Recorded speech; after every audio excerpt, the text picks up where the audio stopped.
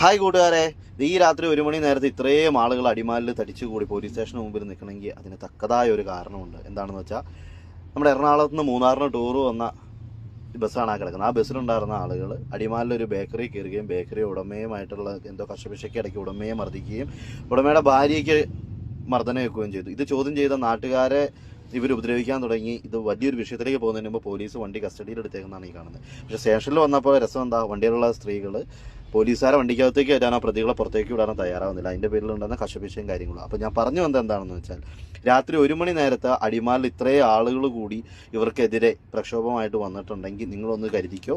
മൂന്നാറിന് tour വരുന്നവർ അവിടെ വന്ന് കാഴ്ചകളും കണ്ട് അടിമാലിൽ വന്ന് നല്ല നല്ല ഹോട്ടലുണ്ട്, അവിടെ നിന്ന് ഭക്ഷണവും കഴിച്ച് മാന്യമായിട്ട് തിരിച്ചു പോകുക. ഇവിടെയുള്ള നാട്ടുകാരെ ആരെങ്കിലും ഉപദ്രവിക്കുകയോ എന്തെങ്കിലും പ്രശ്നം ഉണ്ടാക്കുകയോ ചെയ്തു കഴിഞ്ഞാൽ അടിമാലിയിൽ നിന്ന് പുറത്തേക്ക് പോകാൻ നിങ്ങൾക്ക് വളരെയധികം ബുദ്ധിമുട്ടായിരിക്കും.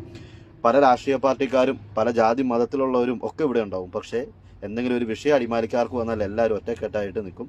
പുറത്തുനിന്ന് വരുന്ന ഒരുത്തിനും ഇവിടെ ഒന്നും ചെയ്തിട്ട് ഇവിടുന്ന് പോവില്ല.